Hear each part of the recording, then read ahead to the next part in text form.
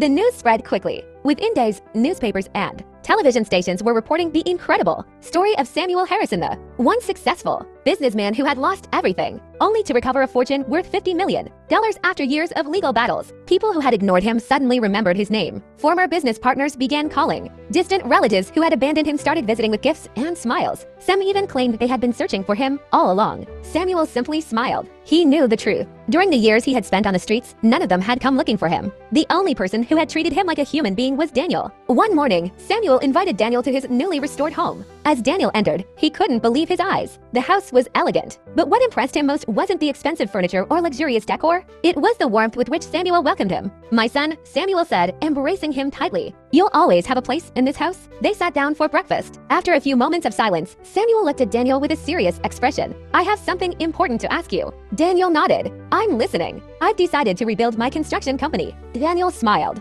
"That's wonderful, but I don't want to build it alone." Daniel looked confused. Samuel slid a folder across the table. "I want you to become my business partner." Daniel's eyes widened. "Business partner? Samuel, I don't know anything about running a construction company." Samuel chuckled. "I've spent decades learning business. I can teach you that." He pointed at Daniel. "What I cannot teach is the compassion and integrity you already possess." Daniel sat quietly, overwhelmed. "I don't know what to say." "Say yes." Tears filled Daniel's eyes. "I accept." Samuel reached across the table and shook his hand. "Then let's build something that changes lives." Over the next several months, the company reopened. But this time, it was different. Instead of focusing only on profits, Samuel and Daniel created programs to hire unemployed young people, train skilled workers, and provide affordable housing for struggling families. Employees loved working there because they were treated with dignity and respect. Clients trusted them because they kept every promise they made. Soon, the company became one of the most respected construction firms in the region. Daniel's life had transformed completely. He paid off all his debts. He moved into a modest but comfortable home. He even bought a reliable car. Yet despite his success, he never forgot where he had come from.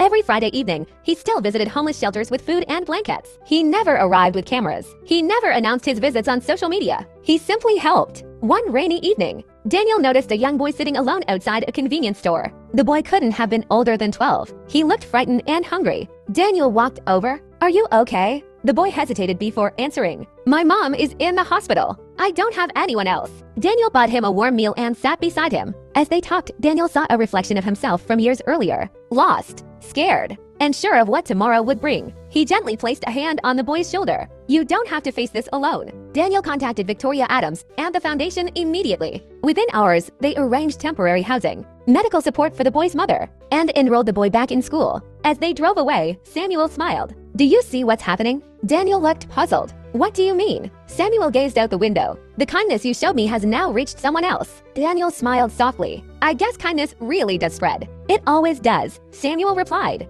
"but only when someone is brave enough to start it." Daniel looked at the city lights shining through the rain. He realized that one simple decision to stop and help a stranger at a bus stop had not only changed his own life but had begun changing the lives of countless others. What he didn't know was that an even bigger surprise was waiting for him. The next morning, Victoria called with news that would leave him speechless. Daniel answered the phone as he poured himself a cup of coffee. "Good morning, Victoria." Her voice sounded unusually excited. "Daniel, I need you to come to the foundation immediately. There's someone here who wants to meet you." "Who is it?" "I think it's better if you see for yourself." An hour later, Daniel arrived at the foundation's headquarters. Victoria greeted him with a smile and led him into the conference room. Inside were several men and women dressed in business attire. Cameras from local news stations stood in the corners, ready to record. Daniel looked around, confused. "What's going on?" Victoria stepped forward. "Over the past year, you've helped hundreds of people through this foundation. You've never asked for recognition, and you've never expected anything in return." She paused. "But today, someone wants to thank you." The doors opened. To Daniel's surprise, dozens of people walked into the room. He recognized many of them immediately.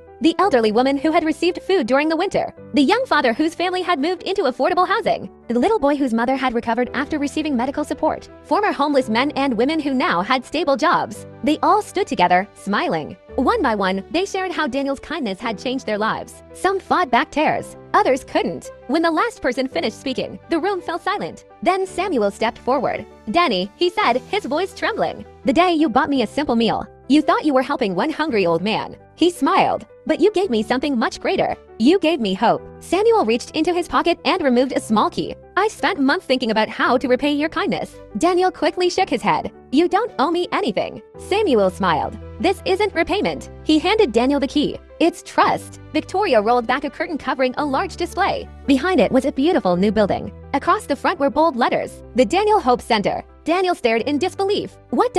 is this? Samuel placed a hand on his shoulder. It's a community center, a place where homeless families can find shelter, where young people can learn valuable skills, where struggling parents can receive support, and where no one will ever be turned away because they have nothing. Tears streamed down Daniel's face. You named it after me? Samuel nodded. No, I named it after the choice you made. The choice to be kind. The audience rose to their feet in a long-standing ovation. Daniel couldn't speak. For the first time in his life, he realized that true wealth wasn't measured by the money in a bank account. It was measured by the lives you touched. Months later, the Hope Center became a beacon for the entire city. Thousands of people found food, shelter, job training, and encouragement within its walls. Volunteers traveled from different towns just to be part of its mission. One afternoon, Daniel stood outside the center watching children laugh as they played. Samuel walked over and stood beside him. Do you ever think about that rainy day at the bus stop? Daniel smiled. Every day. Samuel chuckled. It's amazing how one small decision changed everything. Daniel looked at the people entering the center. I used to think kindness was something you gave away. He paused. Now I know it's something that grows every time you share it. Samuel nodded. And that's why the world always needs more of it. As the sun set, Daniel remembered his mother's words. Kindness costs less than regret. He finally understood what she meant. One meal, one conversation, one act of kindness. That was all it took to change not only his own life, but the lives of countless others. Moral of the story, never underestimate a small act of kindness. You may never know how far it will travel or whose life it will transform. Sometimes, the greatest miracles begin with the simplest choice to care.